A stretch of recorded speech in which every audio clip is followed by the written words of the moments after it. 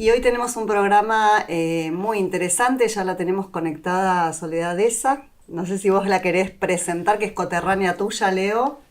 Sí, Soledad, una compañera, abogada, compañera tucumana, abogada, defensora de Belén, la película que ha salido y que tiene tanto éxito y que aparte va a ir a los Oscars. Pero digo, más allá de esa película en especial, digo, conozco a Sole. Hola Sole, querida, ¿cómo Hola estás? Sole. Qué Hola, placer Sole. verte. Ay, no te escuchamos. A ver. No. Ay, Ahora ahora sí, sí. ahora sí. ¿Cómo están, Eh, compañeras? Bienvenida, Sole, muchas gracias. A ustedes Presentarla por no invitarme. solamente como una compañera que defendió a Belén y por lo cual, gracias a su militancia, a su esfuerzo y a su lucha, hoy vive una vida plena y feliz, sino como una compañera feminista que pelea por los derechos de las mujeres y la diversidad de todos los días. Así que es mucho más que solamente la abogada de Belén. Soledad Esa es una compañera que también funda y es parte del movimiento feminista tucumano que ha venido y viene luchando en Tucumán ante las atrocidades que a veces que el Estado y los feminismos y los machistas tienen sobre nuestras vidas. Así que bienvenida, Sole, ¿cómo estás? Gracias, Leo, querida. Tanto tiempo, nos Tanto encontramos tiempo, por acá acá. estamos. Un placer para nosotras tenerte. Y Eh, para mí estar acá. Dos cosas. Nuestra idea era un poco que hablemos de la película de Belén, de lo que fue para vos y significó para vos esa película en lo personal, pero también, digo, no sé si estuviste viendo las declaraciones, escuchando las declaraciones de Bullrich, más todos los femicidios y transfemicidios que han ocurrido en estos 16 días que viene de octubre, y quería pedirte ahí una opinión tuya sobre cómo estamos viviendo el movimiento en este momento, este gobierno. Y bueno, la verdad que me parece que estamos viviendo uno de los momentos más complicados, ¿no? Por un lado, me parece una obviedad, pero siempre está bueno decirlo, los problemas de violencia no son problemas privados de las víctimas, es un problema político, es un problema social y responde a particularidades de cómo se han socializado en comunidad los géneros y cómo las desigualdades han impactado en esa socialización de modo tal de generar asimetría de poder y volver los cuerpos de las mujeres o los cuerpos feminizados en un blanco de rapiña, de muerte, de violación y de todo tipo de violencia. Entonces, desde ese lugar me parece que realmente es un desacierto las declaraciones de Bullrich, ¿no? A ver, digo un desacierto, en realidad me parece, como vos decías, una atrocidad. Estamos frente a 13 femicidios, me parece, en 9 días. O 9 en 5 días, digamos, según cómo se lea, ¿no? No importa, porque la verdad es que, como hablábamos cuando ocurrían las muertes por abortos inseguros, al ser muertes evitables, una ya debiera ser suficiente. Sin embargo, la profundización de la cifra lleva a que analicemos el contexto político. ¿Cuál es el contexto político donde aumentan las cifras de femicidio? Y bueno, es un contexto político donde el ministro de Justicia niega la existencia de la violencia de género. Es un contexto político donde el presidente ha llamado a los feminismos el cáncer de la sociedad en Davos, donde se ha referido al aborto como un asesinato, donde ha patologizado las identidades sexuales trans, pero también las identidades de género trans, pero también donde ha tratado de pedófilos a los gays. Digo, es tanto el avance sobre los derechos de las mujeres y el colectivo LGBT que ignorar ese contexto no es antagonizar en términos partidarios, es contextualizar en dónde estamos para entender cómo las narrativas esas inciden y desencadenan estos crímenes violentos, pero también cómo el retiro del Estado profundiza aún más las violencias, ¿no? Porque tenemos un Estado que se ha retirado de las políticas públicas, ha cerrado el Ministerio de Género, ha cerrado la línea 144. Digo, no me voy a poner a enumerar porque creo que nosotras y nuestro público conoce cuál es la realidad. Entonces, en este contexto que la máxima autoridad en seguridad del país salga a propagandear la subalternidad de género y a culpabilizar a las víctimas, me parece que es no solo una desfachatez, sino además es la violación abierta de la obligación estatal de prevenir las violencias. Sí, totalmente. También como decía Leo al principio, si lo dicen ellos, si lo dice Milei, lo habilita Patricia Bullrich, ¿qué queda para el resto, no? También pensábamos en los vínculos que tenía la Hurta, el femicida que cometió el doble femicidio en Córdoba y secuestró a su hijo para llevárselo a Uruguay, los vínculos que él tenía con Agustín Laje, por ejemplo. Y sí, son vínculos que vienen trabajados desde...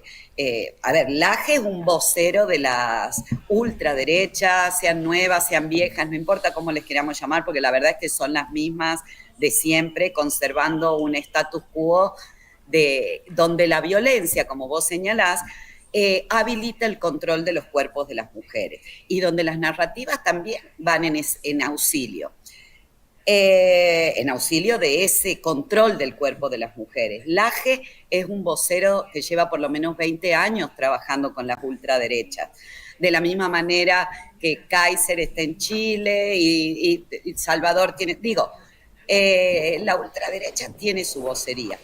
Los vínculos de Milei con Laje han quedado al descubierto, por ejemplo, en el escándalo de las criptomonedas, donde Novelli, que era el nexo económico, tenían muchísimas fotos con Laje, pero además daban ambos clases junto a Milei en una academia, no sé, que enseñaban trader y demás. No solo es la producción de discursos, la producción narrativa en términos de libro y en términos de discursos propiamente dichos, sino también hay vínculos de poder entre Laje y el gobierno oficial. Y eso lo que revela también es el entramado conservador. No porque antes no hubiera un entramado conservador. Quizás antes el entramado conservador estaba más disimulado, quizás era más con las jerarquías eclesiásticas y no tanto con estos grupos conservadores que son... absolutamente violentos, ¿no? No solo son conservadores desde lo discursivo, sino que ejercen una violencia terrible en las redes y sus narrativas son abiertamente antigénero, algo que desde la Relatoría de Libertad de Expresión de Naciones Unidas ya en el año 2023 se señaló como una violación al derecho a la igualdad y a la no discriminación de las mujeres y el colectivo LGBT, ¿no? La desinformación de género, la fake news y los discursos de odio. O sea, estamos en un panorama tremendo. Sumado el narcotráfico, ¿no? Los vínculos con el narcotráfico. Exacto, sumado a un contexto de fuerte empobrecimiento que incluye redes políticas públicas, como ha sido Spert, que por eso se baja de las listas con el narcotráfico, pero también de un fuerte endeudamiento, de una fuerte pérdida de soberanía, donde es ignorada por gran parte de la población, celebrada por los grupos de poder. Hay ahí como un desgaste institucional obsceno en el que, la guerra contra las mujeres y diversidades quizás es el caballito de batalla, pero en realidad hay otras formas desde donde quieren dinamitar la patria, ¿no? Totalmente. Vienen por todo. Sí, vienen por todo. Es tremendo. Y ahí quiero hacer un salto y ir ya por ahí al tema de, no sé si quieren que sigamos charlando de este tema o nos metemos un poquito en la película y en todo lo que estuviste viviendo vos, Soledad, estas últimas semanas, el último mes y medio, no sé bien exacto cuándo fue que se estrenó la peli. Pero bueno, ¿cómo lo vivís? Te escuché en otras notas decir que la primera vez que viste la película no pudiste contestar nada, no pudiste dar ninguna devolución. Todo lo que fue San Sebastián, la posible nominación ahora al Oscar, ¿cómo estás viviendo todo esto? Y yo lo vivo con muchísima alegría y con muchísimo orgullo porque no es fácil que una historia de una provincia del norte en este país tan centralista sea elegida de ser contada. Entonces es una historia con un final feliz, como dijo ayer el senador Guado de Pedro, y me parece que eso a todas las activistas por los derechos, a todas las militancias, creo que nos viene bien, ¿no? Con mucha alegría también porque la devolución de la gente es de mucho cariño, de mucho amor. Prácticamente no hay hater y eso está buenísimo, pero al mismo tiempo hay gente que no conocía el caso, que escribe, que habla, que dice, che, no puedo creer, o hay gente que no está de acuerdo, no estuvo de acuerdo en su momento con la legalización del aborto, pero entiende que cuando decíamos la criminalización se utiliza en la vida de las mujeres pobres, genera grandes injusticias, bueno, creo que lo sensibilizó y la sensibilizó esta película, y también con mucha emoción por lo mismo, de que esta historia creo que a nosotras las feministas nos ha vuelto a encontrar en la lucha, ¿no? Creo que nos ha reencontrado con nuestra mejor versión, que quizás este gobierno libertario es tanto el bombardeo que provoca todos los días con distintos temas, que quizás el desencanto por ahí nos había ganado un poco, y creo que esta película nos renueva un poco las esperanzas, sobre todo creo que me da esperanza la película porque la gente siente eso, ¿no? Entonces a mí me alegra. Sí, me pasó cuando la fui a ver, fui con Mariana, nuestra secretaria adjunta, y claro, a medida que iba pasando la película, termina, qué sé yo, y yo le decía, esta mesa la formamos así, Soledad hizo tal cosa, en esta marcha de las máscaras veníamos por tal calle. Entonces digo, me movilizó un montón, y también digo, hay una reflexión de la fuerza de nuestro movimiento feminista tucumano, porque también fue esa historia con final feliz, digo, un punto de inflexión en el país cuando la pudimos nacionalizar e internacionalizar, porque estábamos en pleno debate de todo lo que significaba para nosotras la aprobación y la legalización del aborto, pero digo, desde Tucumán traemos esta historia y este caso, y hace a nivel nacional un clic en muchas compañeras en esto que vos decías, bueno, no estoy de acuerdo en el aborto, pero esto no. Pero esto no, este es mi límite. Uh-huh. Y además coincidió con que todo esto ocurre en el 2018, ¿no? 16. 2016.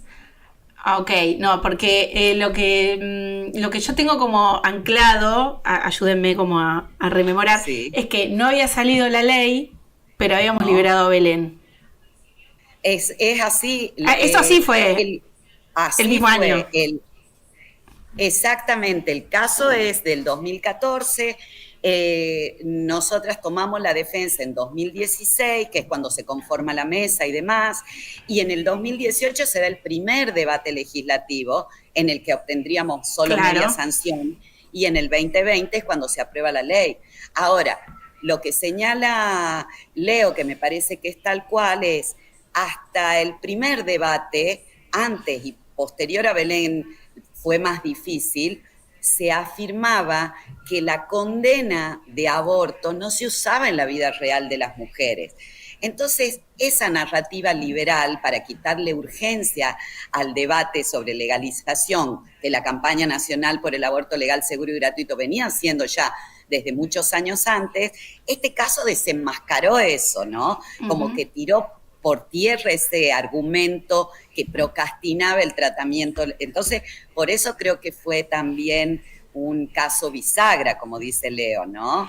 Como lo fue, haceme acordar, Sole, yo digo, vi la película y automáticamente después, no me puedo acordar el nombre, pero digo, desde Tucumán salimos fuertemente en tiempo después por el caso de la nena, de Niña No Madre, de la nena de 11 años. De Lucía. Lucía, el caso de Lucía, que también fue bisagra cuando nosotros lo nacionalizamos, en la consigna Niña No Madre, que también estaba en pleno auge el debate de la legalización del aborto, y donde en nuestra sociedad, por lo menos en la sociedad tucumana, era muy fuerte la voz de los pañuelos celestes. ¿Te acordás que tanto como en el caso de Belén como en el caso de Lucía era no, No, bueno, Belén se tenía que morir presa y podrir por asesina, y Lucía tenía que parir a pesar de. Digo, pero el movimiento cuando Tucumán nacionaliza esto, creo que aporta a la lucha del movimiento nacional justamente estos dos momentos bisagras de,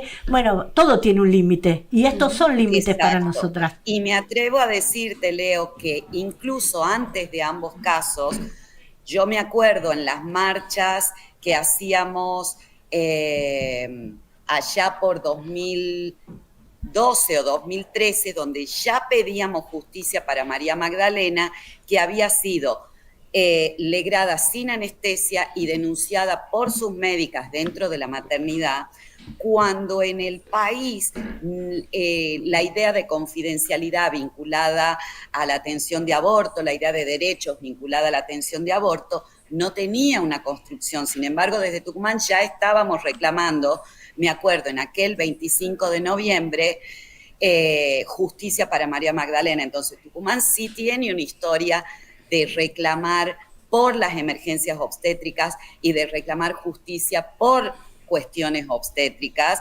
o de libertad reproductiva, si se quiere ver el caso de Lucía, ¿no? Uh-huh. Sí, además también otra cosa que vino a traer a echar luz la peli y el caso de Belén es que la cantidad de casos que hay, la semana pasada en el portal Canal Abierto publicaban una nota de un caso de una mujer que tiene un parto en avalancha en su casa, nace muerto y ella está presa, todavía no sé Córdoba, si... ¿no? En Córdoba, sí, en un pueblito de Córdoba, no me acuerdo cuál, no sé si estás conociendo este tema, te deben llegar un montón de temas igual a vos, Soledad, ¿no? Sí, de hecho nosotras acá en Tucumán estamos con un caso muy similar, una chica de 18 años, Eva, llega a un hospital del interior, a un hospital de Famaillá, que es una provincia del interior, con dolor de panza, le diagnostican una lumbalgia, que es dolor de espalda, la medican, tiene un parto en avalancha dentro del baño del hospital y la acusan de homicidio agravado por el vínculo, porque no pudo evitar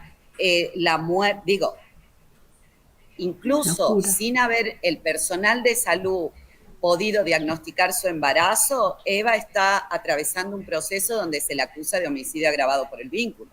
Uh-huh. Ahora, quisiera saber dónde nos educan para eso, ¿no? Para evitar... Bueno, digo, la sociedad tucumana es toda una cuestión, porque, digo, en el caso de Lucía, el sistema provincial de salud entero se declara objetador de conciencia. Me acuerdo. O sea, la sociedad tucumana es una sociedad muy jodida. Eso también está en la peli. Lo digo a mi nombre, como se te da. Es una sociedad que vos decís, no, bueno, ¿cómo podemos seguir permitiendo? A la vez están las más guerreras, chicas. Claro, ustedes también. Estas cosas. Pero una de las cosas que a mí la película me movilizó mucho también, Sole, porque creo que en el andar y en el coso no nos dábamos cuenta, es todo lo que pasaste con el caso de Belén, tu familia, vos, digo, ¿no? El refugio de esa mesa también, ¿no? Que por ahí Leo estuvo en la mesa, entonces ella puede contar, pero el hecho de reunirnos todos los lunes de 6 a 9 de la noche y el hecho de decodificar esa sentencia también hacía que uno se sienta acompañada, ¿no? A veces, sobre todo cuando reinan estas gramáticas neoliberales tan individualistas, es intransferible la sensación de lo colectivo, la compañía de lo colectivo. Ese caso tuvo mucho de construcción colectiva que hizo que, bueno, yo también pueda seguir adelante, ¿no? Aunque sí hubo amenazas, sí le pintaron el auto a una compañera, o sea, lo que pasó, pasó. Sí, yo creo que lo colectivo es lo que nos sostiene siempre y lo que nos ayuda a seguir, porque sola en ese encierro imposible. Yo el otro día veía. Si no es por eso, si no es por la fuerza de lo colectivo, ¿por qué estamos en el medio de un gobierno que quiere cortar todos los lazos, que demoniza a los sindicatos, que pone en cualquier protesta la represión y la criminalización, que alienta a pensar que porque yo tengo un plato de comida delante y el de enfrente no tiene nada, es que yo me lo merezco y el de enfrente no, y nos quiere convencer de que vamos a ser felices en esa desigualdad estructural? Digo, es porque odian lo colectivo, porque lo colectivo es lo único capaz de movilizar mayores o de incrementar la justicia social, de motorizar algunas demandas. Totalmente. Bueno, antes de agradecerte y despedirte, Sole, quería proponerte algo. Sí. Esperamos en algún momento poder pasar la película acá. Bien. Sí, porque para nosotras es muy importante que pasarla para la vean nuestras compañeras de los territorios también de la provincia, y poder invitarte a que te está comprometiendo en vivo, que vengas, conozcan nuestras centrales, conozcan nuestras compañeras, que ellas te conozcan a vos, y también poder charlar junto a ellas lo que también ellas pasan todos los días acá en la provincia de Buenos Aires como parte de lo que están sufriendo de la pobreza y todo lo que eso genera. Así que apenas podamos hacer eso, apenas podamos pasar, nos juntamos, nos encontramos. Nos encontramos ahí. Y te agradecemos mucho. Y una pregunta más, Sole, ¿dónde están las feministas? Y las feministas estamos en todas partes, no sé si se dan cuenta, están dentro de los sindicatos, están peleando en los barrios para que las compañeras que están precarizadas, endeudadas y empobrecidas puedan seguir adelante. Estamos creando las redes de cuidado, que son las que permiten que podamos salir a trabajar, son las que estamos poniendo el cuerpo donde el Estado se ha retirado para que las víctimas de violencia no queden desamparadas, somos las que destrabamos las interrupciones de embarazo cuando el Estado no compra la medicación. Digo, me parece obvio, estamos en todas partes las feministas. Muchas gracias, Sole. Muchísimas gracias, Sole. Un gran abrazo. Gracias a ustedes. Sole. Abrazos. Muchas gracias.